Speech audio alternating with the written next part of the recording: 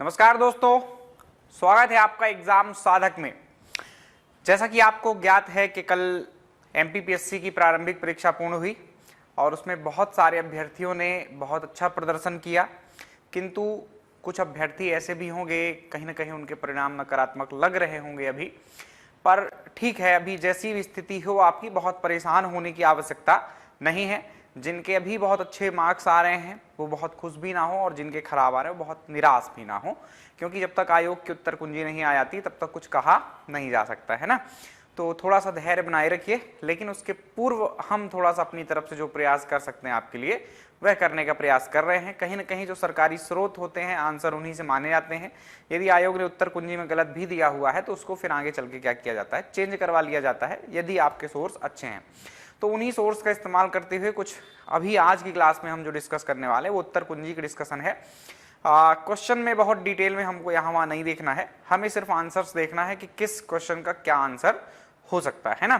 थोड़ा सा विश्लेषणात्मक रूप भी रहेगा कि क्या आया, कहाँ से आया, कितने क्वेश्चन आए, किस सब्जेक्ट से आए, ऐसी चीजें भी हम थोड़ा बहुत चर्चा करते चलेंगे।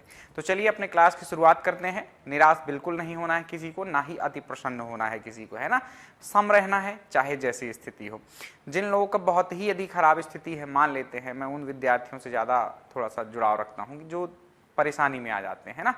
तो यदि आप बिल्कुल भी कम मार्क्स में हैं, किसी भी कोचिंग संस्थान के आपको आंसर की से मैच कर रहे हैं तो उसमें से आपको ज़्यादा अंक प्राप्त नहीं हो रहा है, कोई दिक्कत नहीं, बहुत जल्दी ही आपको 2023 का नोटिफिकेशन मिलेगा, है ना। तो उसमें परेशान नहीं होना, अगली बार हमारे पास फिर मौका रहेगा।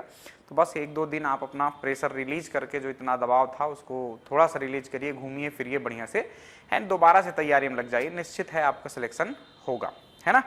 चलिए, तो इसके लिए सहयोगी के रूप में मैं आपके साथ हूँ और शुरू करते हैं अपने क्वेश्चंस के डिस्कशन को। उसके पहले थोड़ा सा अगला सीधे हमारा क्वेश्चन ही रहेगा, ये जैसे पहला क्वेश्चन है, उसके पूर्व थोड़ा सा मैं बता दूं कि किस विषय से लगभग कितने क्वेश्चन आए, यदि ऐसी चर्चा करना चाहूं मैं। तो देखो, सबसे ज्यादा जो क्वेश्चन आते हैं, जो विषय में पढ़ा भी रहा था आपको, एमपीजी के पढ़ाता था मैं, है ना। तो सबसे ज्यादा जो क्वेश्चन आए वो कहां से आए, एमपीजी के से आए। लगभग कितने क्वेश्चन आए तो अपन बात करें तो सीधे सीधे 35 प्रश्न तो एमपीजी के हैं। 35 में भी आप ऐसा कह दीजिए 30 जो क्वेश्चन है वो कैसे क्वेश्चन थे आपके, वो स्टैटिक जीके से रिलेटेड थे, राइट। एंड देन 5 to 7 जो क्वेश्चन है, मतलब 5 क्वेश्चन ऐसा आप समझिए कि करंट अफेयर्स से रिलेटेड थे, एंड 2 क्वेश्चन को ऐसा ले लीजिए जो हमारे एमपीजीके से सीधे रिलेटेड नहीं है, जैसे कि राज्य मानव अधिकार आयोग के बारे में पूछ लिया, या कि किसी राज्य लगाकर शब्द, उसने एमपी नहीं लगाया है ना, लेकिन कहीं ना कहीं उसको हम एमपी में ही पढ़ते हैं तो अपन उसको भी अपने एमपी में शामिल करें। तो ऐसे कुछ मिलाकर हमारे 37 प्रश्न हो जाते हैं जो 2022 के मतलब आपके प्रीलिम्स में पूछे गए। तो 37 प्रश्न बहुत बड़ा आंकड़ा होता है एक सब्जेक्ट से, तो बहुत बढ़िया रहा। एमपीजीके से खूब सारे क्वेश्चन आए, कुछ डाउट वाले थे, कुछ थोड़ा सा सरल भी थे, है ना। जैसे कि मध्य प्रदेश के प्रथम मुख्यमंत्री कौन थे, तो ये तो बिल्कुल सिली सा क्वेश्चन है, राइट। ऐसे कई सारे क्वेश्चन थे। उसके अलावा भूगोल विषय की बात करें यदि, तो भूगोल से लगभग 10 प्रश्न आए। साथ साथ पर्यावरण को देख लें तो 3 और जोड़ सकते हैं, तो भूगोल और पर्यावरण से आपके मिलाकर 13 प्रश्न आए, है ना। अर्थव्यवस्था से जो प्रश्न आए वो आए आपके कुल 3 प्रश्न, है ना, वो भी बिल्कुल सिंपल थे, सबसे लगभग बन गए होंगे। हिस्ट्री की बात करें तो 7 से 8 प्रश्न हिस्ट्री से आए, और करंट अफेयर से आप मानकर चलिए लगभग 5 प्रश्न आए, है ना। एमपी का करंट एमपी में मैंने शामिल कर दिया है 37 क्वेश्चन में। तो यहाँ पर जो मैं क्वेश्चन छोड़ रहा हूँ वो सिर्फ राष्ट्रीय और अंतर्राष्ट्रीय करंट अफेयर्स की बात कर रहा हूँ। तो यहाँ पर आपके क्वेश्चन कितने आए, लगभग 5 प्रश्न, है ना।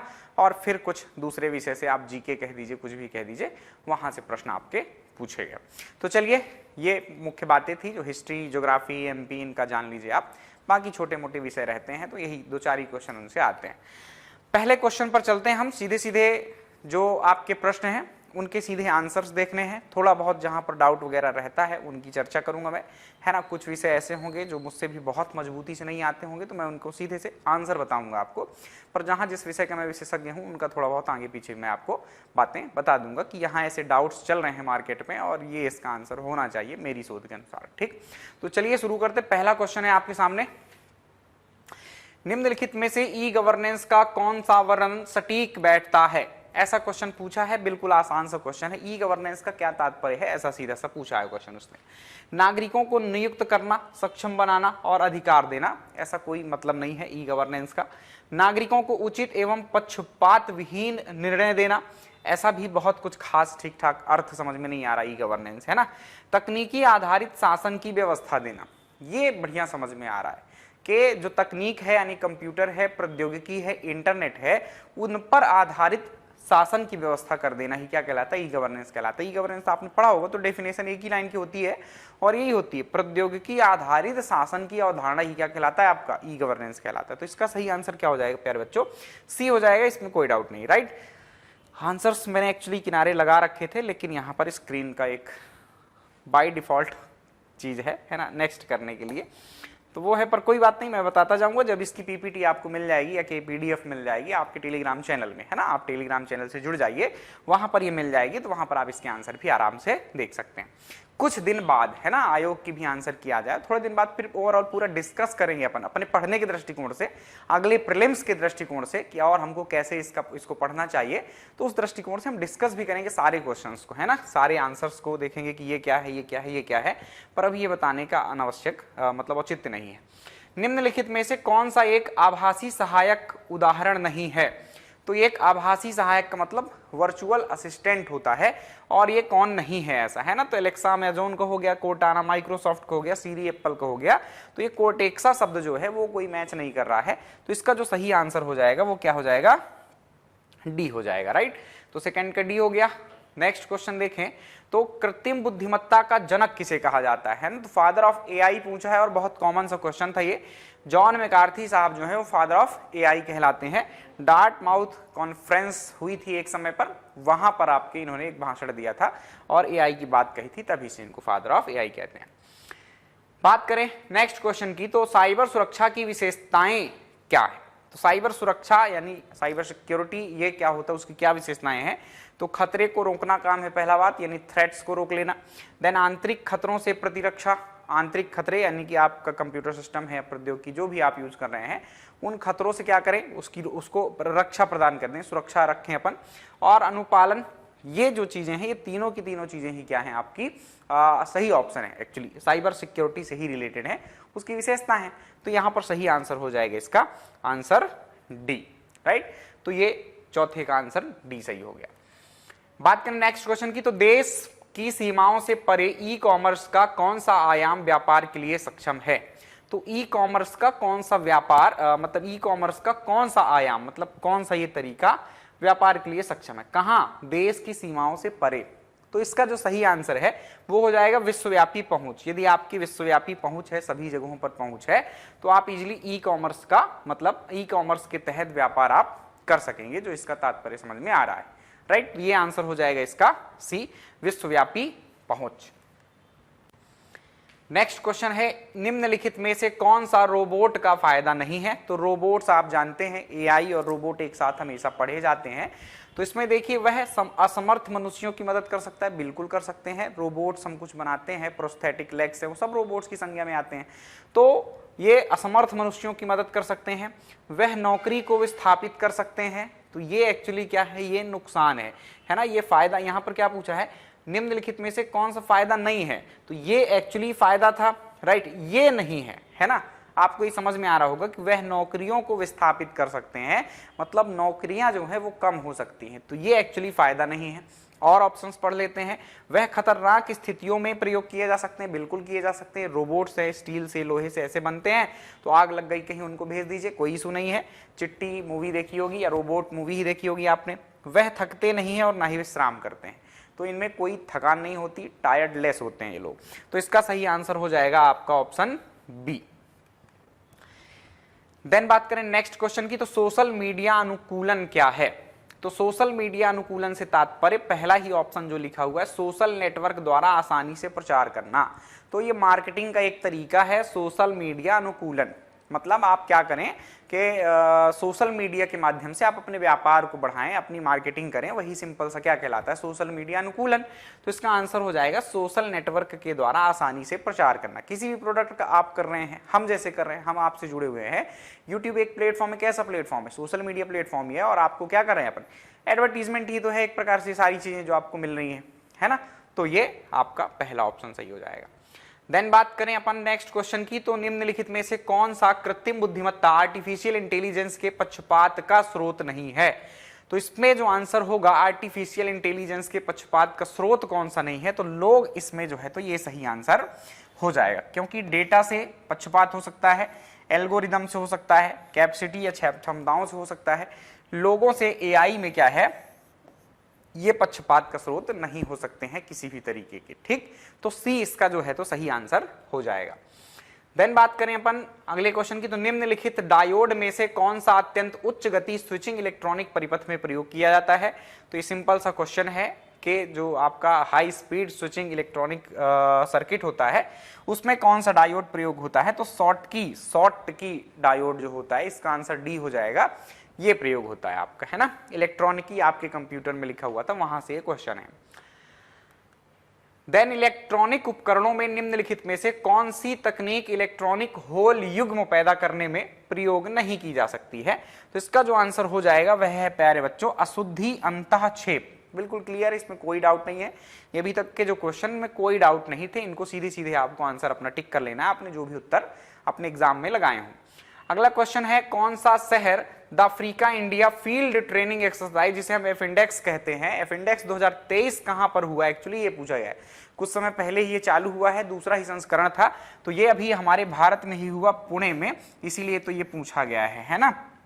अफ्रीका और भारत में ये मिला जुलाकर होता रहता है। देन नेक्स्ट क्वेश्चन की बात करें, तो भारतीय सेना ने मध्य प्रदेश के किस संस्थान पर क्वांटम प्रयोगशाला की स्थापना की है। तो ये क्वांटम प्रयोगशाला की स्थापना आपके एमपी में की गई है, और वो जो क्षेत्र है उसका नाम है महू। महू जो जिला है आपका, यहां पर क्वांटम प्रयोगशाला की स्थापना की गई है। ए ऑप्शन आप अपना लगा लीजिएगा। मध्य प्रदेश में वैश्विक निवेशक शिखर सम्मेलन 2023 किस स्थान पर आयोजित किया गया। अगला क्वेश्चन जो है हमारा, मध्य प्रदेश में वैश्विक निवेशक शिखर सम्मेलन, ये हर बार ही इंदौर में होता है ना। एक बार ये प्रश्न रिपीट है। कैसा क्वेश्चन, कई सारे क्वेश्चन आपके रिपीट हुए हैं। मुझे जो मेरे नजर में है वो 3 क्वेश्चन है, अभी देखते हैं और याद आ जाएगा, है ना। तो ये क्वेश्चन और एक बार पूछा जा चुका है, संभवतः 18 या 19 में, है ना। तो उसमें भी यही पूछा गया था कि क्या नाम रखा गया था, जो आपका निवेशक ग्लोबल इन्वेस्टर्स मीट जो होता है वो आपका इंदौर में ही होता है, 2007 से हो रहा है। तो ये उसका नाम एक बार मैग्निफिसेंट एमपी रखा था कमलनाथ की सरकार ने, तो उस टाइम पर ये पूछा गया था और वापस से वही पूछ लिया कि कहाँ हुआ है। तो ये आपके लिए क्या है, आपका इंदौर सही आंसर हो जाएगा। तो एक क्वेश्चन रिपीट है, 3 से 4 क्वेश्चन रिपीट होते हैं हर बार। नेक्स्ट क्वेश्चन अपन देखें, तो भारतीय लोकसभा के प्रथम अध्यक्ष कौन थे। तो भारतीय लोकसभा के, बिल्कुल सरल सा क्वेश्चन, जीके जीएस वाला, श्री गणेश वासुदेव मावलंकर, है ना। तो गणेश वासुदेव मावलंकर, ये इसका सही आंसर हो जाएगा। देन बात करें 15th क्वेश्चन की, तो खाद्य एवं कृषि संगठन UNFAO, United Nation Food and Agriculture Organization का हेडक्वार्टर कहां पर, ये पूछा गया आपसे। तो ये बहुत सिंपल सा क्वेश्चन था, रोम। एक आदि प्रश्न जरूर आ जाते हैं किसी की स्थापना, यानी जो अंतर्राष्ट्रीय संगठन होते हैं उनकी स्थापना से लेकर अथवा उनके मुख्यालय से लेकर। पिछले बार भी पूछा गया था, याद आ रहा मुझे, यूनेस्को का शायद पूछा गया था ना, यूनिसेफ का पूछा गया था, राइट। तो यूनिसेफ का आया था, इस बार देखो किसका आ गया, आपके FAO का आ गया। तो कहीं ना कहीं इनको हमेशा आपको याद में रखना चाहिए। अगले क्वेश्चन की बात करें, तो अगला क्वेश्चन जो है हमारा वह है 2017 से आरंभ सौभाग्य योजना निम्नलिखित में से किस मंत्रालय से संबंधित है। तो सौभाग्य मंत्रालय सीधे सीधे विद्युत मंत्रालय से संबंधित है। ये आपकी बिजली से संबंधित एक योजना है ना। सभी के घर में जो बिजली के लिए प्लान बनाया गया था मोदी सरकार के द्वारा या भारत सरकार के द्वारा, ये उससे रिलेटेड योजना है, और इसलिए इसका आंसर क्या हो जाएगा, ऑप्शन बी। नेक्स्ट क्वेश्चन की बात करें, तो नेक्स्ट क्वेश्चन है हमारा, वर्तमान में अप्रैल 2023 में भारतीय थल सेना के अध्यक्ष कौन बने हैं, या सेना अध्यक्ष आर्मी चीफ कौन बने हैं। तो ये सबको पता होना चाहिए, ये तो बहुत सिंपल सा प्रश्न है। मनोज पांडे जी इसके क्या बने थे, आपके आर्मी चीफ बने थे। जब हम डिस्कस करेंगे तो आर्मी चीफ कौन है, नेवी चीफ कौन है, सबकी बात करेंगे, पर अभी सिर्फ आंसर अपन देख रहे हैं। अगला क्वेश्चन है, हॉकी खेल के लिए वर्ष 2020 के लिए लाइफ टाइम द्रोणाचार्य पुरस्कार किसको प्रदान किया गया है? तो ये एक पुरस्कार प्रदान किया गया था जूड फेलिक्स सेबेस्टियन को। ये नाम आपको याद रखना है। द्रोणाचार्य पुरस्कार दो हैं आपके प्रदेश में, एक लाइफ टाइम द्रोणाचार्य पुरस्कार, एक द्रोणाचार्य पुरस्कार सिंपल सा है। एक में 25 लाख राशि और एक में 15 लाख राशि है। तो इसमें जो पूछा गया जिसके बारे में, ये कौन सा था? लाइफ टाइम द्रोणाचार्य पुरस्कार है ना, 15 लाख वाला है ये। तो ये जूड फेलिक्स सेबेस्टियन को ये प्रदान किया गया था 2020 में। तो ये आपका सही आंसर बी हो जाएगा। अगले क्वेश्चन की बात करें, क्वेश्चन नंबर 19 है हमारा, निम्नलिखित में से कौन से युग में सुमेलित हैं? तो ये पढ़ने की आगे आवश्यकता ही नहीं है, एक ही विकल्प आप पढ़ते और आपको आंसर पता हो जाना चाहिए था। रंगास्वामी कप हॉकी से रिलेटेड है, ना कि पोलो से रिलेटेड है, राइट? तो बस इसको आप देखते हो और आंसर इसमें आ जाते आप इधर की तरफ। तो देखो एक गलत हो गया हमारा, है ना? तो अब बाकी तीनों में तो एक एक आ रहा है, एक ही ऑप्शन ऐसा है जिसमें एक शब्द नहीं है आपका। तो ये आपका आंसर क्या हो जाएगा? बी।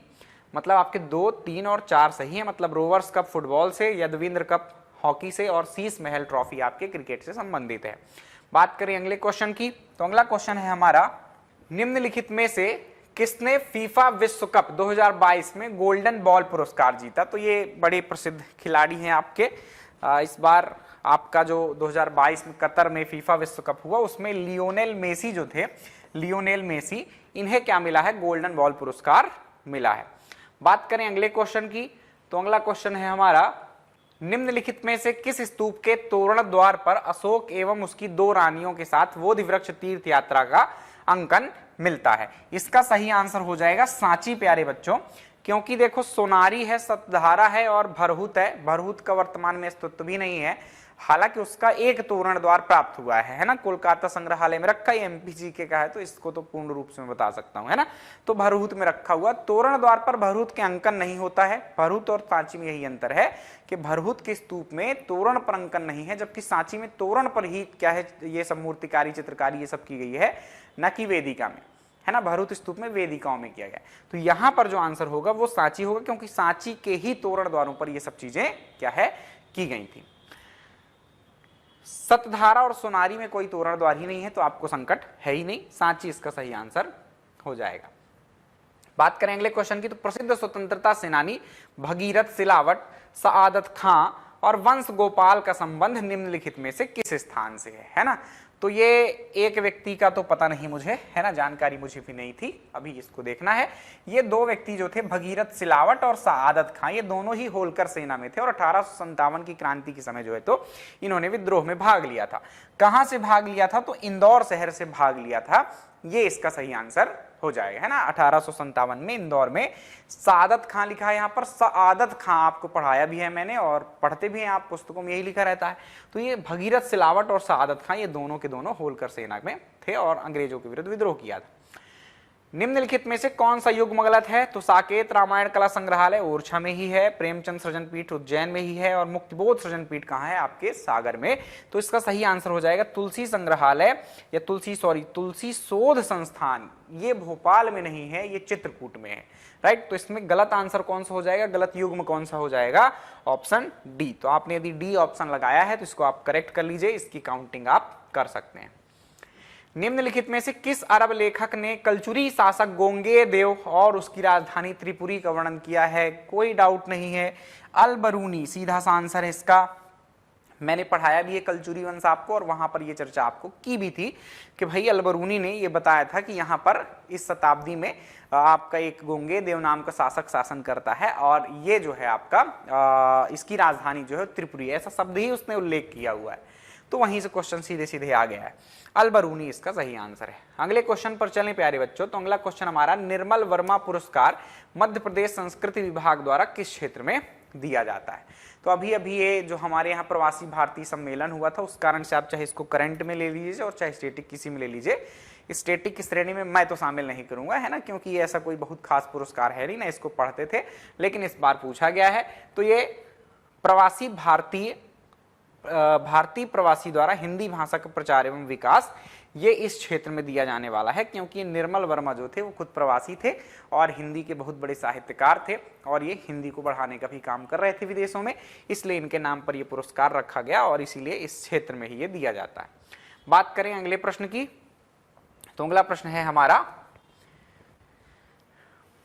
निम्नलिखित में से कौन सा राष्ट्रीय उद्यान आधिकारिक तौर पर भूर सिंह द बारहसिंघा नाम का एक शुभंकर पेश करने वाला भारत का पहला राष्ट्रीय उद्यान है? तो यह राष्ट्रीय उद्यान था आपका कान्हा किसली राष्ट्रीय उद्यान। कौन था? कान्हा किसली राष्ट्रीय उद्यान। 2016 में जो है तो ऐसा काम किया गया था मध्य प्रदेश सरकार के द्वारा, और ऐसा करने वाला पहला ही जो था ये राज्य था, है ना, मध्य प्रदेश ऐसा करने वाला। निम्नलिखित में से कौन सा कथन प्रसिद्ध ढोकरा कला के लिए प्रसिद्ध नहीं है? देखो वास्तविक बातें हैं, कुछ मैं भी नहीं पढ़ाता था इस ढोकरा कला को, इस बार आया है तो हमको देखना पड़ेगा। आप मध्य प्रदेश की संस्कृति विभाग की साइट में जाएंगे तो ये मिल जाएगा, कोई इशू नहीं है इसमें, है ना। तो उसमें लिखा है, क्योंकि वहां पर तो बहुत सारी चीजें हैं, वो सब पढ़ाना थोड़ा सा मुश्किल हो जाता है, जो कॉमन चीजें आती रहती है उसको व्यक्ति पढ़ाता है। तो ये इस बार ढोकरा कला पूछा, उसमें आप देखेंगे, वहां पर जाकर आप देख भी सकते हैं। ये बैतूल की कला है, कोई डाउट नहीं है, भरेवा आदिवासियों के द्वारा ये बनाई जाती है, इसमें भी कोई डाउट नहीं। ये अलौह धातु ढलाई कला है, ऐसा ही एकदम यही शब्द ही लिखे हुए हैं ना, उसमें अंग्रेजी में लिखा था, मैंने देखा था, लेकिन ये हिंदी से है, कोई दिक्कत नहीं है। तो जो लोहा धातु होती है, उसके अलावा जो बाकी की धातु है, तो उससे जो कुछ चीजें बनाए जाते हैं, जैसे मुझे जो चित्र वहां पर लगे हुए देखे तो एक जग था, है ना, बहुत शानदार तरीके का था, और बहुत सारी चीजें, तो ये सब जो है तो ये बनाया करते हैं भरेवा जाति के लोग, इसी को ही हम क्या कहते हैं, ढोकरा कला, है ना। और ये कपड़े से रिलेटेड नहीं है, तो इसमें जो है इसका जो सही आंसर हो जाएगा वो हो जाएगा सी ऑप्शन के निम्नलिखित में से कौन सा कथन प्रसिद्ध ढोकरा कला के लिए सही नहीं है, ऑप्शन सी। ठीक, चलते हैं आगे, अगले प्रश्न पर चलें। यदि पंडित द्वारका प्रसाद मिश्र निम्नलिखित में से किस समाचार पत्र के संपादक थे? तो द्वारका प्रसाद मिश्र आपके मध्य प्रदेश के मुख्यमंत्री भी थे, और लोकमत नामक एक जो समाचार पत्र था मध्य प्रदेश में, उसके ये संपादक थे। संपादक मतलब एडिटर थे, उसमें अपने लेख लिखा करते थे। धर्मराजेश्वर स्मारक निम्नलिखित में से किस प्राचीन नगर से संबंधित है? तो वह नगर है आपका मंदसौर, जिसे हम प्राचीन काल में दसपुर के नाम से जानते थे। अगला क्वेश्चन है हमारा, आनंद सिंह श्याम और धनैया बाई कलाकारों का संबंध मध्य प्रदेश के किस कला से है? तो इसका संबंध जो है तो आपके गोंड चित्रकला से है।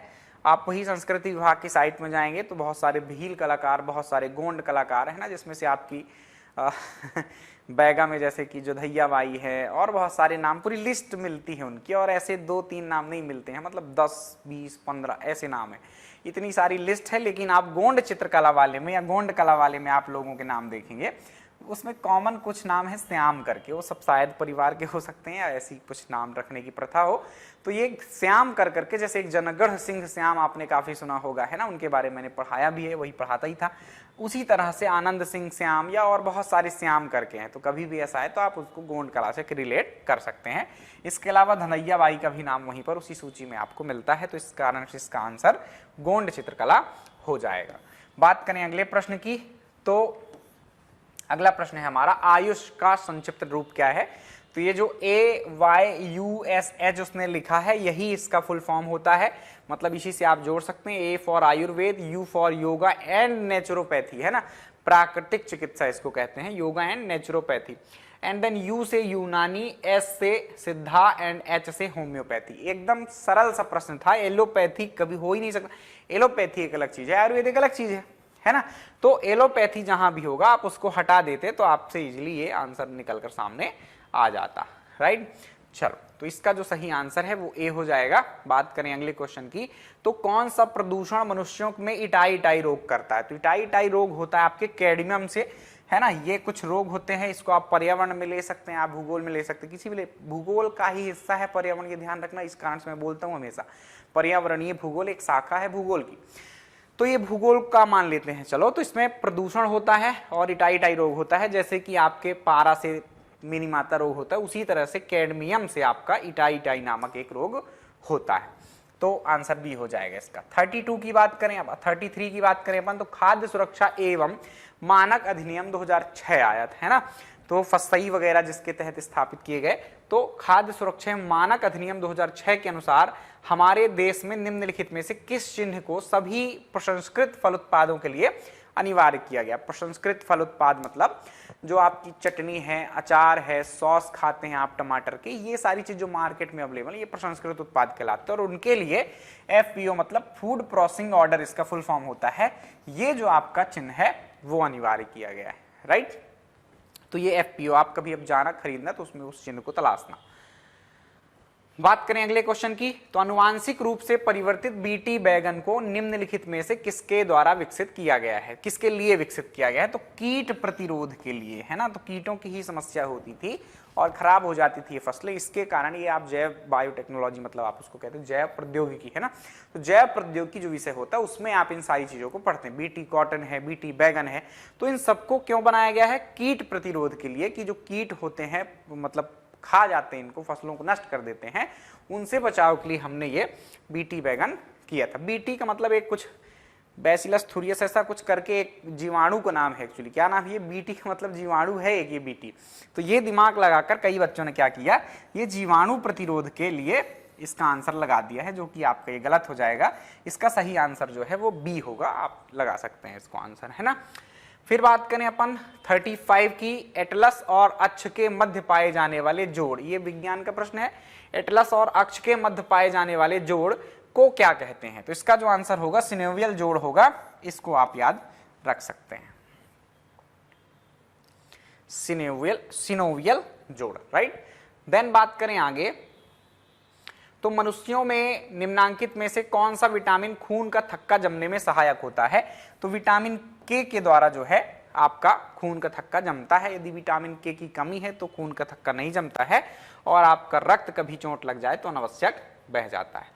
वह क्षेत्र जो दो पारिस्थितिकी तंत्रों के मध्य सीमा रेखा अथवा संक्रमण क्षेत्र के रूप में कार्य करता है उसको हम कहते हैं इकोटोन, कि एक क्षेत्र इधर हो जाए और एक क्षेत्र दूसरा हो जाए, बीच का जो क्षेत्र होता है ना, जो बीच का क्षेत्र हो जाए उसको हम क्या कहते हैं, इकोटोन। ये इकोटोन कहलाता है और यहाँ जैव विविधता क्या होती है, बहुत अधिक होती है। बात करें आगे, निम्न में से हमारे देश का कौन सा क्षेत्र जैव विविधता का तप्त स्थल कहलाता है। हिंदी भी आप, हिंदी के साथ साथ इंग्लिश भी आपको पढ़ना चाहिए जो हिंदी माध्यम के विद्यार्थी हैं, ऐसा मैं कहता हूं। तप्त स्थल का मतलब हॉट स्पॉट और हॉट स्पॉट का मतलब किसी भी चीज का संकेंद्रण। तो यहाँ पर किस चीज के संकेंद्रण की बात कर रहा है, जैव विविधता के संकेंद्रण की बात कर रहा है। तो ऐसा हमारा क्षेत्र कौन सा है, पश्चिमी घाट, है ना। कहीं ना कहीं जैव विविधता तो इनमें भी पाई जाएगी लेकिन बहुत कम। थार मरुस्थल में बताओ कितने जीव होंगे, कितनी वनस्पतियां होंगी। जैव विविधता का मतलब जीवों और पादपों की, यानी जंतुओं और पादपों की वैरायटी, है ना। तो ये थार में तो उतनी ज्यादा नहीं मिलेंगी। पूर्वी घाट में भी उतना बहुत बड़ा पर्वत तो है नहीं और लगातार नहीं है, और दक्कन का पठार भी है तो, लेकिन उतना महत्वपूर्ण नहीं है। पश्चिमी घाट जो है यहाँ पर बहुत ज्यादा वर्षा होती है, इस कारण से बहुत ज्यादा वन है, इस कारण से बहुत ज्यादा जीव जंतु हैं। इसी कारण से हमारे देश के जो 4 हॉट स्पॉट्स हैं उनमें से एक, और यूनेस्को जो दुनिया में 8 हॉट स्पॉट घोषित किया है उनमें से भी एक आपका पश्चिमी घाट जो है, तो ये हॉट स्पॉट की संज्ञा धारण करता है। तो इसमें नो डाउट है ये पश्चिमी घाट आपका हो जाएगा। बात करें अगले, वायु की गति का मापन किया जाता है एनीमोमीटर से। इसको भी आप साइंस में ले सकते हैं। आप यदि सिंपल सी किताबें भी पढ़ते हैं तो ये लिस्ट बनी रहती है कि किस काम के लिए कौन सा उपकरण जो है हम यूज करते हैं, ठीक। तो एनीमोमीटर के द्वारा हम वायु की गति को मापते हैं। IIFM है ना, IIFM है, ISI नहीं है ना, भारतीय वन प्रबंधन संस्थान, Indian institute of forest management. बहुत अच्छी बात है कि आपके भोपाल में है। इसका आंसर ए हो जाएगा, 1982 में ये स्थापित हुआ था।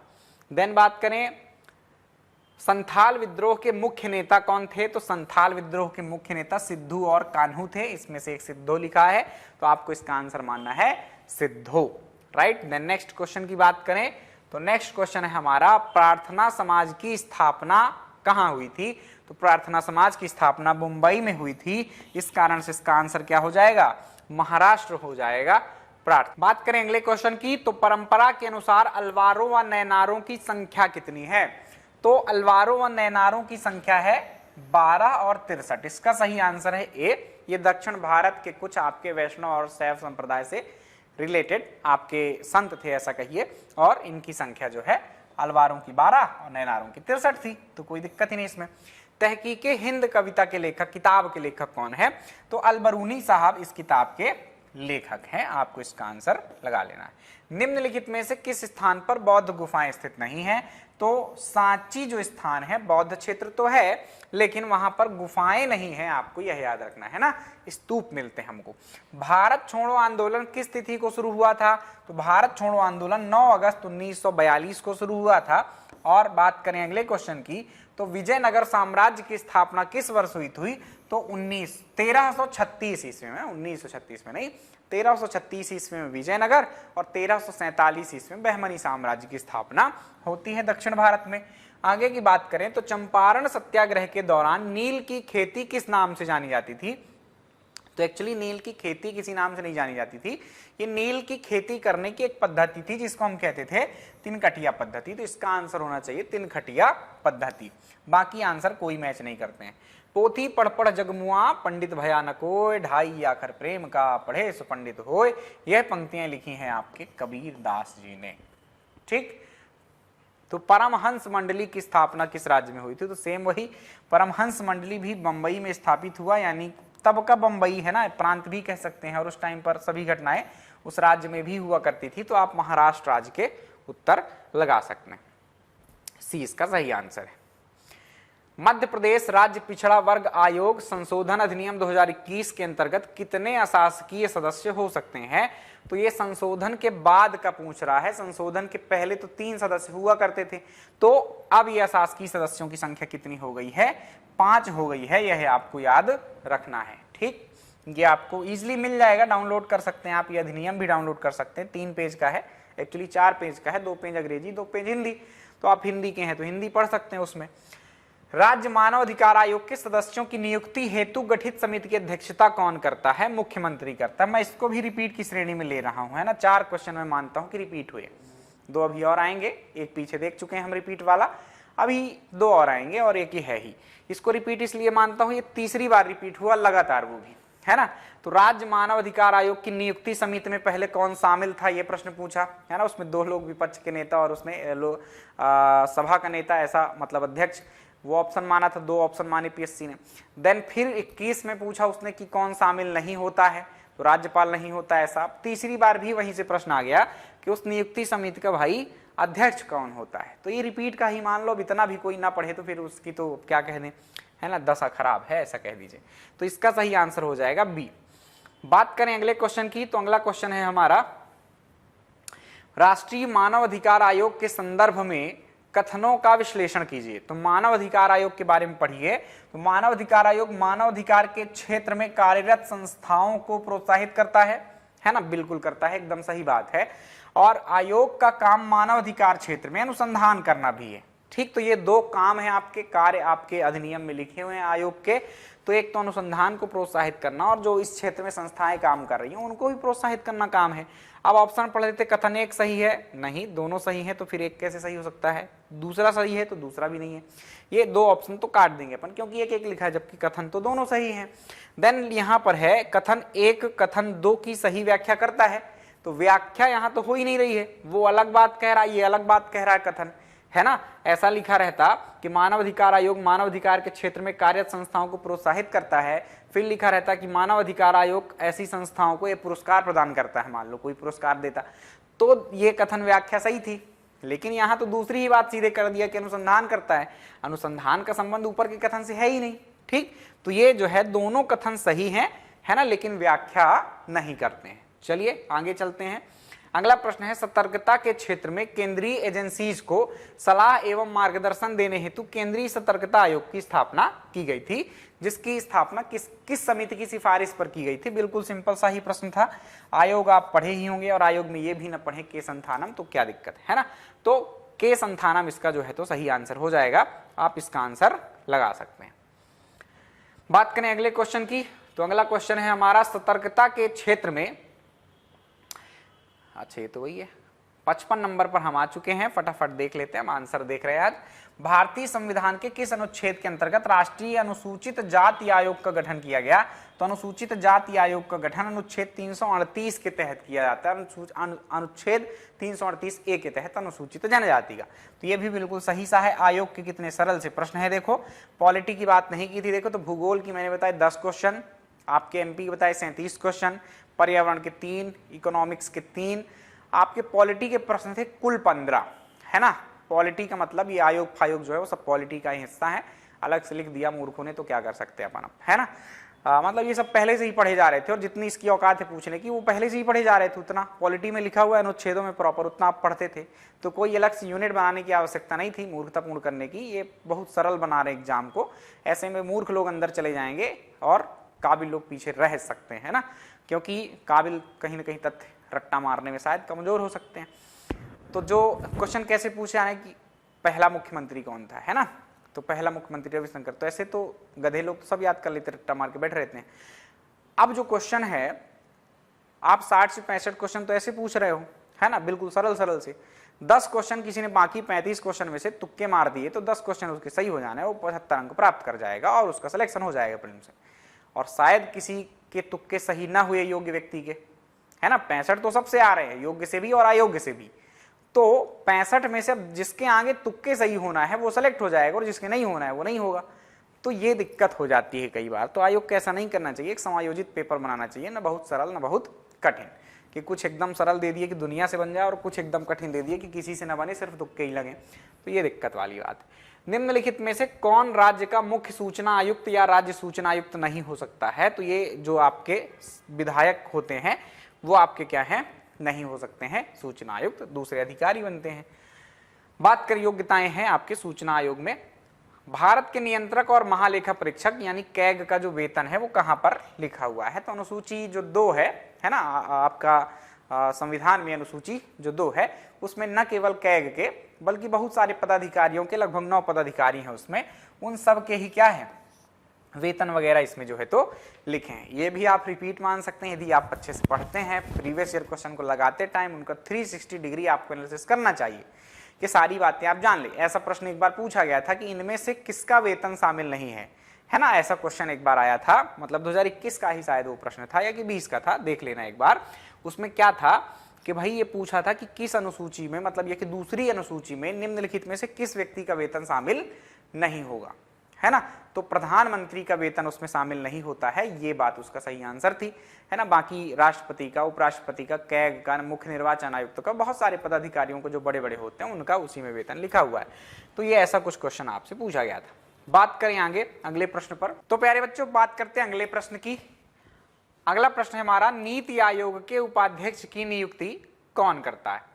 तो नीति आयोग सिंपली ना एक वैधानिक संस्था है और ना ही एक संवैधानिक संस्था है। इसका तात्पर्य है कि संविधान में भी इसका कहीं उल्लेख नहीं है और ना ही इसका उल्लेख कहीं पर किसी अधिनियम में है ना, तो ना ही वैधानिक ना ही संवैधानिक संस्था है। इस प्रकार से नीति आयोग एक कार्यकारी संस्था है जिसको आपकी सरकार ने ही बनाया हुआ है। तो सिंपल इसमें नियुक्ति वगैरह जो होगी वो कैसे होगी, सरकार के लोग ही करेंगे, इसमें कोई इशू नहीं। नॉर्मली क्या होता है, जो वैधानिक और संवैधानिक संस्थाएं होती हैं उसमें भले ही मंत्री परिषद या प्रधानमंत्री की सलाह से किसी की नियुक्ति होगी, लेकिन वो नियुक्ति राष्ट्रपति ही करता है। जैसे राज्यपाल की नियुक्ति कौन करता है, राष्ट्रपति करता है, लेकिन वास्तव में वो नियुक्ति प्रधानमंत्री के परामर्श पर होती है। तो वैसा यहां पर नहीं है, प्रधानमंत्री सीधे ही उपाध्यक्ष को क्या है नियुक्त कर लेते हैं और अध्यक्ष तो स्वयं प्रधानमंत्री ही होते हैं। तो ये आपका ऑप्शन बी सही आंसर हो जाएगा। देन बात करें अपन अगले क्वेश्चन की, मध्य प्रदेश राज्य निर्वाचन आयोग कब अस्तित्व में आया। तो मध्य प्रदेश राज्य निर्वाचन आयोग, ये रिपीट क्वेश्चन है ना, सेम रिपीट क्वेश्चन है। ये 1 फरवरी 1994 को जो है ये सेम क्वेश्चन पूछा जा चुका था और उस टाइम पर ऑप्शन ए पर था, ये अभी बी पर कर दिया, बस इतना है। 1 फरवरी 1994 को निर्वाचन आयोग का स्थापना एमपी में हुआ था। अगले क्वेश्चन की बात करें तो संघ एवं राज्यों के लिए लोक सेवा आयोग का प्रावधान संविधान के किस अनुच्छेद में है। तो ये तो सिंपल है, चाहे वह संघ का लोक सेवा आयोग हो चाहे राज्य का, 315 में ही दोनों की बात की गई। एक्चुअली 3 प्रकार के लोक सेवा आयोग होते हैं, एक संघ लोक सेवा आयोग, एक राज्य लोक सेवा आयोग, एक संयुक्त लोक सेवा आयोग, तीनों की बात 315 में की गई थी। अगले क्वेश्चन की बात करें तो भारतीय संविधान के किस अनुच्छेद के अनुसार भारत का राष्ट्रपति मुख्य न्यायाधीश के परामर्श से किसी उच्च न्यायालय के न्यायाधीश को एक न्यायालय से दूसरे न्यायालय में स्थानांतरित करता है। तो सिंपल, एक न्यायालय से दूसरे न्यायालय में स्थानांतरण जो न्यायाधीशों का होता है वो किस अनुच्छेद के तहत होता है, तो वह है आपका 222 के तहत। ये जो स्थानांतरण होगा वह कौन करेगा, तो वह करता है आपका राष्ट्रपति, और किसकी परामर्श से, मुख्य न्यायाधीश की। ये बातें और आप याद रखिएगा। अगला क्वेश्चन है अपना, किस वर्ष रिजर्व बैंक का राष्ट्रीयकरण हुआ? बिल्कुल सिंपल सी बात, 1935 में स्थापित हुआ। 1949 में 1 अप्रैल 1949 को इसका क्या हुआ? राष्ट्रीयकरण हो गया था। राष्ट्रीयकरण से मतलब सरकारीकरण से है, सरकारी बन गया था ये। निम्नलिखित में से कौन सा औद्योगिक विकास और विदेशी व्यापार का लाभ है? तो औद्योगिक विकास आपके देश में हो जाए खूब, और उसके साथ साथ विदेशी व्यापार मतलब बढ़ जाए आपका, कि खूब आप चीजें भेज रहे हैं और कुछ मंगा रहे हैं, आयात निर्यात बढ़ जाए, तो इससे क्या फायदा होगा? सिंपल सा प्रतिस्पर्धा बढ़ जाएगी इन विकल्पों के अनुसार, है ना, प्रतिस्पर्धा बढ़ जाएगी, ये एक फायदा है। बाकी दूसरे में देख लें क्या और कुछ फायदे हैं इसमें, समझ में आ रहे हैं लाभ? तो माल की उपलब्धता में कमी, ये ऐसा नहीं होता है यदि आपने क्या किया है, आर्थिक विकास किया है, औद्योगिक विकास किया है, तो माल आपके यहाँ पर कच्चा माल है तो कोई दिक्कत है नहीं, आप बनाएंगे ही, नहीं भी है तो आप दूसरों से मंगा सकने में सक्षम होते हैं और आप प्रोडक्ट बनाते हैं, तो माल की कमी नहीं पड़ती है। आर्थिक विकास में कमी नहीं, आर्थिक विकास में वृद्धि होगी, कमी क्यों होगी? उच्च बेरोजगारी दर, जब आर्थिक विकास आपका होगा, औद्योगिक विकास होगा, विदेशी व्यापार होगा, तो आपके बेरोजगारी में वृद्धि नहीं होगी, उसमें रोजगार आपको मिलेगा। तो इस प्रकार से आंसर इसका क्या होगा? ए होगा, तार्किक रूप से, है ना। अभी चिंता मत करना, आयोग क्या है, वहां पे बैठे रहते हैं अफीम पीने वाले, और वो लोग क्या करेंगे, पहली बार में दूसरी बार में आंसर की बराबर जारी नहीं करते हैं, वो क्या करेंगे, तीसरी बार में सही जारी करेंगे। कारण उनको पैसा थोड़ा चाहिए होगा, अभी इतना खर्च हुआ है ना, तो क्या करेंगे, 100 रुपए एक आध क्वेश्चन का लगता है पैसा, तो आपके आंसर अंट संट दे देंगे, और फिर आप उसमें आप क्या करेंगे कि सोर्स लगाएंगे कि इसका आंसर ये होना चाहिए, वो होना चाहिए, और कुछ पैसा आयोग को भेजेंगे आप, है ना। तो इस प्रकार से भी आयोग की कमाई होती है, ये इतिहास रहा है आयोग का। भारत के राष्ट्रपति की क्षमादान की शक्ति किस अनुच्छेद से प्राप्त होती है? तो बिल्कुल सिंपल सा है, क्षमादान भी जिसको राष्ट्रपति का न याद हो तो पीएससी छोड़ दो और घर में आराम से बैठो, व्यापार करो तुम लोग, ठीक है। अनुच्छेद 72, ऐसा नहीं कि नकारा रहोगे, व्यापार करो, बिजनेस करो। अनुच्छेद 72 में क्षमादान शक्ति आपकी दी गई है। मौलिक अधिकारों के बारे में निम्नलिखित शब्द किसने कहे? तो बस अब ये शब्द लिखे, वो पढ़ के उत्तर बता देता हूं। एक मौलिक अधिकार को उस क्षण की किसी विशेष कठिनाई के दृष्टिकोण से नहीं देखा जाना चाहिए, बल्कि एक ऐसी चीज के रूप में जिसे आप संविधान में स्थायी बनाना चाहते हैं, उस तरह से देखना चाहिए। तो ये कथन कहा है आपके जवाहरलाल नेहरू साहब ने मूल अधिकार के बारे में, है ना। जब उसको आप डीप में पढ़ते हैं तो ये बातें मिलती हैं। भारतीय संविधान का कौन सा अनुच्छेद राष्ट्रपति के महाभियोग से संबंधित है? तो एक तो राष्ट्रपति के सारे अनुच्छेद इंपॉर्टेंट है, उसमें भी यदि बात की जाए सबसे इंपॉर्टेंट की, तो दोनों ही पूछ लिए इसने। एक आपको पूछा जाता महाभियोग और एक क्षमादान। तो महाभियोग सिंपली 61 में आता है आपके, अनुच्छेद 61 में राष्ट्रपति का महाभियोग है, मतलब उसको हटाने की जो प्रक्रिया दी गई। नेहरू ने संविधान सभा में उद्देश्य प्रस्ताव कब प्रस्तुत किया? तो ये जो तीसरी बैठक थी 13 दिसंबर 1946 को, इस बैठक में इन्होंने क्या किया था, उद्देश्य प्रस्ताव प्रस्तुत किया था। ठीक, बात करें आगे, तो भारतीय संविधान का 51वां संविधान संशोधन क्या कहता है? तो इसमें बात की गई मंत्रिपरिषद की संख्या को सीमित करने की, कि 15% जो टोटल सदस्य संख्या होगी उसके 15% से अधिक सदस्य नहीं हो पाएंगे, ये बात इसमें कही गई। इस कारण से इसका आंसर ए हो जाएगा। देन बात करें आगे अगले क्वेश्चन की, तो अगला क्वेश्चन है 69, किस अधिनियम ने प्रांतों में द्वैध शासन प्रणाली की स्थापना की? तो ये 1919 का जो भारत सरकार अधिनियम आया था उसके तहत प्रांतों में द्वैध शासन अधिनियम की व्यवस्था की गई थी, और 1935 में केंद्र में यानी संघ में द्वैध शासन की व्यवस्था हो गई थी, राइट। तो ये तो बिल्कुल कॉमन सी बात है। अलग से ही आपके जो पॉलिटी वाला हिस्सा है ना, इसमें दोनों ये जो चीजें हैं 1919 और 1935 का भारत सरकार अधिनियम, ऐसी हेडिंग लिखी हुई है, तो सीधा सीधा उसी से प्रश्न उठाकर इसने दे दिया है।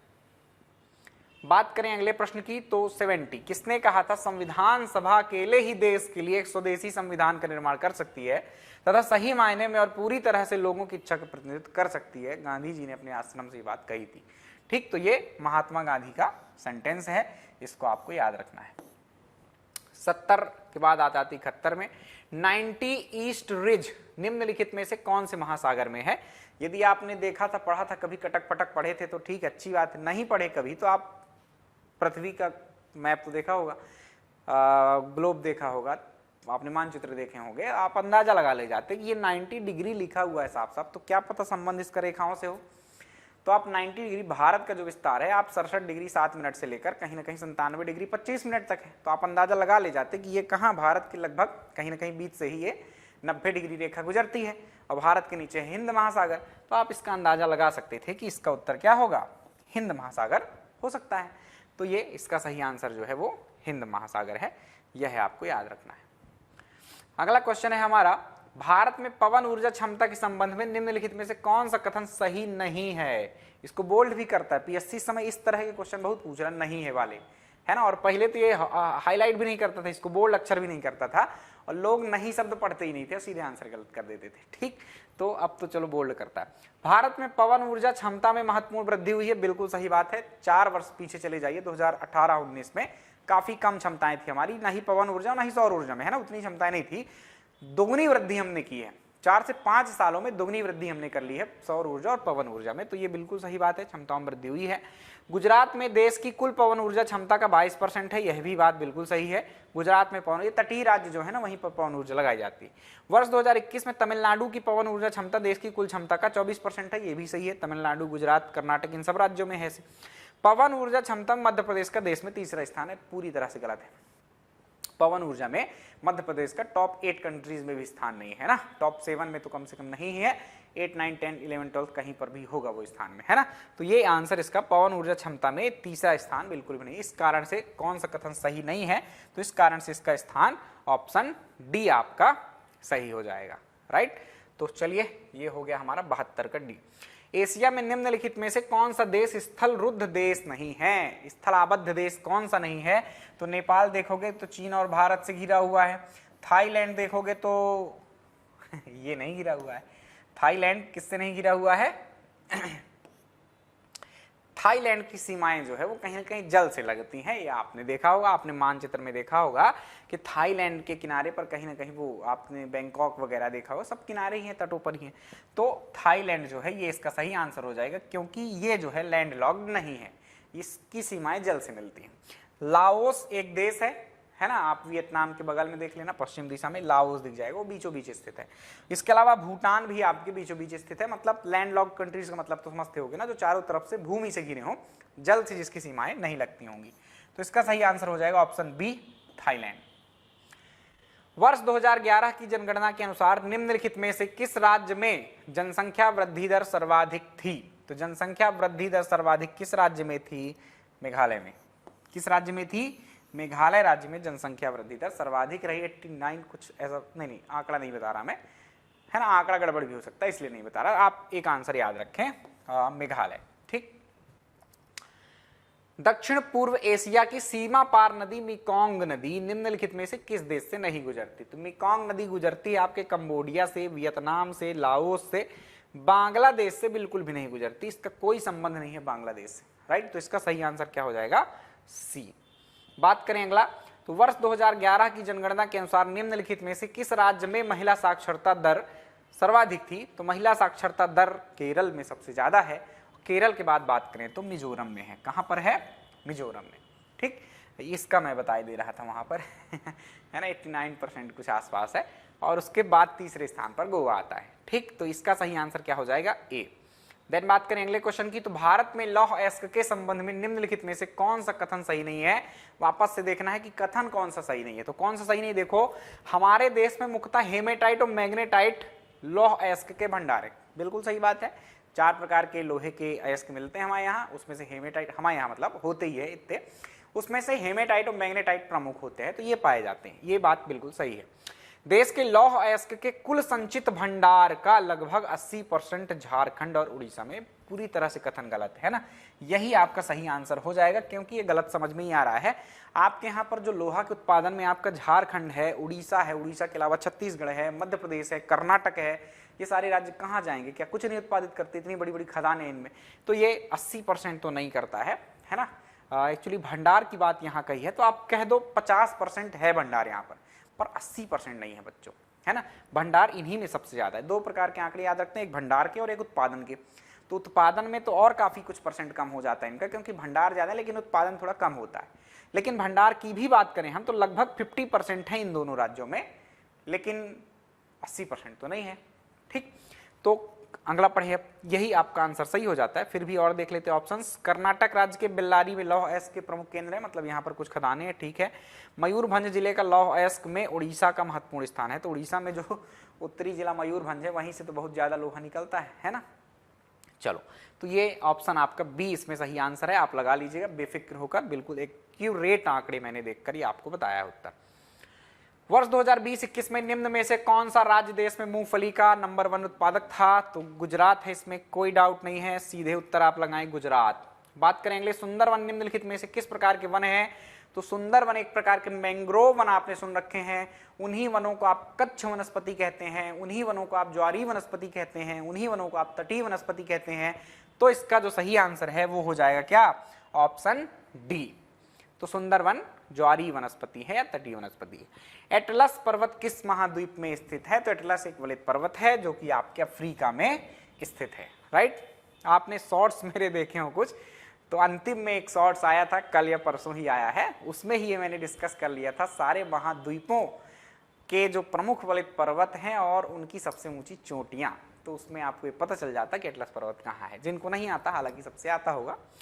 निम्नलिखित में से मध्य प्रदेश में सिंचाई का प्रमुख साधन कौन सा है? तो सिंचाई का जो प्रमुख साधन है, इस बार जो 2022-23 का जो आपका आर्थिक सर्वेक्षण हुआ है उसमें ये आंकड़े नहीं आए हैं, लेकिन पिछला 2021-22 का उसके आंकड़े का इस्तेमाल हम करें तो हमको पता चलता है इसका आंसर कुएं व ट्यूबवेल।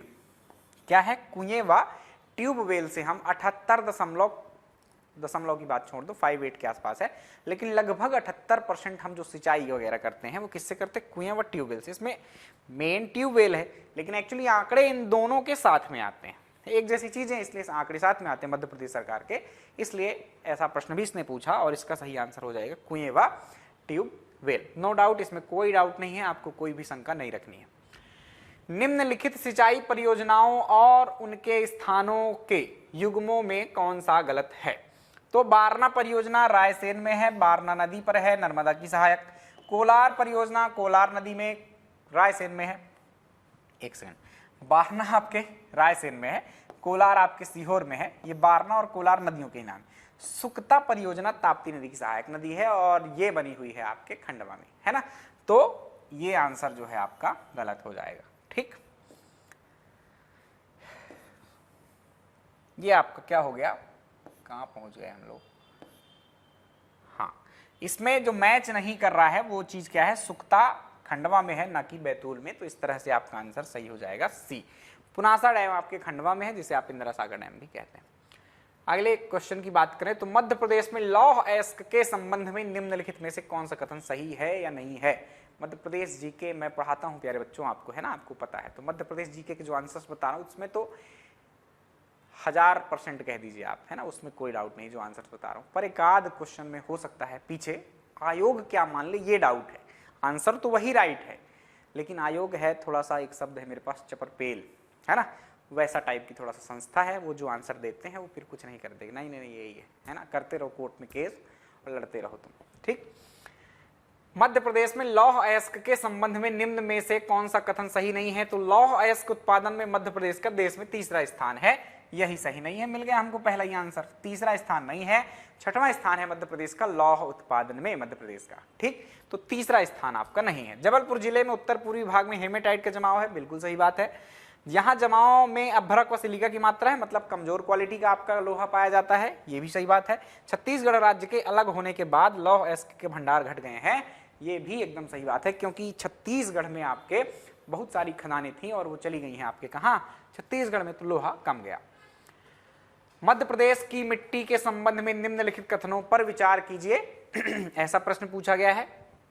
तो बघेलखंड में लाल पीली मिट्टी पाई जाती है, बिल्कुल सही बात है।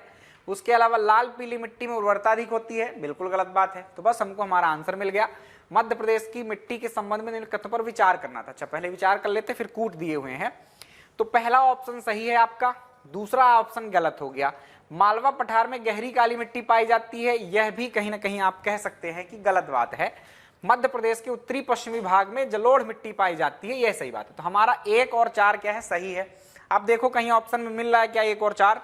नहीं मिल रहा है, नहीं मिल रहा है, तो क्या करेंगे अब हमको विकल्प के अनुसार चलना पड़ेगा, क्योंकि जलोढ़ मिट्टी मालवा के पठार में भाई गहरी काली नहीं, साधारण काली पाई जाती है। नर्मदा घाटी में गहरी काली पाई जाती है ना। फिर भी अब हम मानकर इसको चलेंगे कि ये सही है, क्योंकि यहां पर जो हमारे विकल्प जमेंगे वो कौन से होंगे? 1 और 4 तो हमको चाहिए ही चाहिए होगा, लेकिन अब बाकियों में तो 1 और 4 है ही नहीं, दोनों मिल ही नहीं रहे हैं, तो हमको फिर डी ऑप्शन का चयन करना पड़ेगा और तीसरे को भी क्या करना पड़ेगा, सही मानना पड़ेगा कि मालवा के पठार में गहरी काली मिट्टी पाई जाती है। ठीक, चलो तो 84 का आंसर हो गया डी, जिसमें 1, 3 और 4 सही हैं। निम्नलिखित जिलों में से मैग्नीज के बड़े भंडार किसमें हैं? तो मैग्नीज के बड़े भंडार हैं आपके बालाघाट में, एक खदान का नाम भी सुना होगा आपने, भरवेली। निम्नलिखित में से कौन सा कथन मध्य प्रदेश की जलवायु के संबंध में सही नहीं है? तो शीत ऋतु यानी ठंडी के मौसम में, पढ़ लेते हैं कौन सा सही है। ठंडी के मौसम में उत्तरी भागों में तापमान दक्षिणी भागों की तुलना में कम है, तो उत्तरी भाग जो है वो अधिक गर्म और अधिक ठंडा रहता है, कोई डाउट नहीं। ये क्वेश्चन ये स्टेटमेंट आपका सही है। राज्य का दक्षिण पूर्वी भाग अपेक्षाकृत अधिक वर्षा प्राप्त करता है, बालाघाट मंडला क्षेत्र अधिक वर्षा प्राप्त करते हैं, बिल्कुल सही बात है। ग्रीष्म ऋतु में मुरैना और दतिया, ये कहाँ के जिले हैं? उत्तरी मध्य प्रदेश के, है ना, वहां पर तापमान कम रहता है। क्यों रहेगा भाई? अभी मैंने जस्ट बोला क्या कि उत्तरी मध्य प्रदेश जो है आपका ग्वालियर चंबल बेल्ट, वहां पर आपका अधिक तापमान रहेगा गर्मी में और ठंडी में कम तापमान रहेगा, मतलब गर्मी में अधिक गर्मी और ठंडी में अधिक ठंडी, ऐसी जलवायु है वहां की। इस जलवायु को महाद्वीपीय जलवायु कहते हैं। तो इसका जो सही आंसर हो जाएगा वो सी हो जाएगा, क्योंकि ये कथन क्या है? गलत है।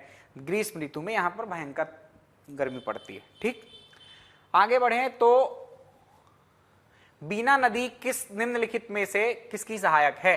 तो बीना नदी बेतवा नदी की सहायक है, बिल्कुल सरल सा क्वेश्चन था। ये सब की सब नदी बेतवा नदी की सहायक है ना। अगले क्वेश्चन की बात करें, निम्नलिखित में से कौन सा जिला वर्षा ऋतु में अधिक वर्षा प्राप्त करता है? तो वर्षा ऋतु में अधिक वर्षा प्राप्त करने वाला इनमें से नरसिंहपुर उतना वर्षा वाला नहीं, मंदसौर उतना वर्षा वाला नहीं, छतरपुर नहीं, तो मंडला यहाँ पर, क्योंकि बालाघाट मंडल रीजन जो है जो दक्षिण पूर्वी मध्य प्रदेश है वहां पर सबसे अधिक वर्षा होती है। तो इसमें से जो सही आंसर है वो आपका मंडला हो जाएगा। अगला क्वेश्चन है हमारा, भौगोलिक क्षेत्रफल के प्रतिशत के रूप में निम्नलिखित में से किस जिले का वन सर्वाधिक है? तो वह जिला है आपका श्योपुर। सबसे ज्यादा वन चाहे प्रतिशत के लिए देख लो चाहे क्षेत्रफल के दृष्टिकोण से बालाघाट में है ना, लेकिन फिर केवल प्रतिशत की बात करें तो प्रतिशत में भी आपका बालाघाट पहले नंबर पर है और दूसरे नंबर पर जो है वह है आपका श्योपुर। तो इन जिलों को देखें अपन तो इसमें से श्योपुर में जो है तो सबसे ज्यादा आपके वनस्पति वन पाए जाते हैं। अखनानी और मथवार पहाड़ियों के मध्य निम्नलिखित में से किस नदी ने गहरी कंदरा बनाई हुई है? तो कंदरा माने गुफा नहीं बना ली है, कंदरा मतलब गहरी घाटी से है यहाँ पर, और वह नदी है आपकी नर्मदा। नर्मदा नदी जो है वह क्या बनाती है? आपकी गहरी घाटी बनाती है, गहरी घाटी का निर्माण करती है। कहां पर? अलीराजपुर में स्थित है आपकी मथवार की पहाड़ियां और बड़वानी में स्थित है आपकी अखरानी की पहाड़ियां। इन दोनों पहाड़ियों के मध्य आपकी नर्मदा नदी काफी गहरी दिखाई देती है। चलिए, तो डी ऑप्शन सही है।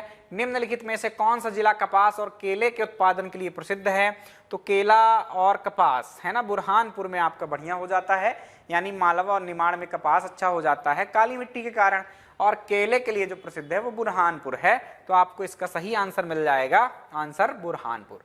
निम्नलिखित में से किस जनजाति को आदर के साथ खुटिया पटेल के नाम से संबोधित किया जाता है? तो खुटिया पटेल होते हैं आपके सहरिया जनजाति में, है ना। तो सहरिया जनजाति में कुछ लोगों को खुटिया पटेल कहते हैं। लाडली बहना योजना के अंतर्गत महिलाओं को कितना मिलेगा? 25 रुपए महीना मिलेगा, है ना। कितना मिलेगा?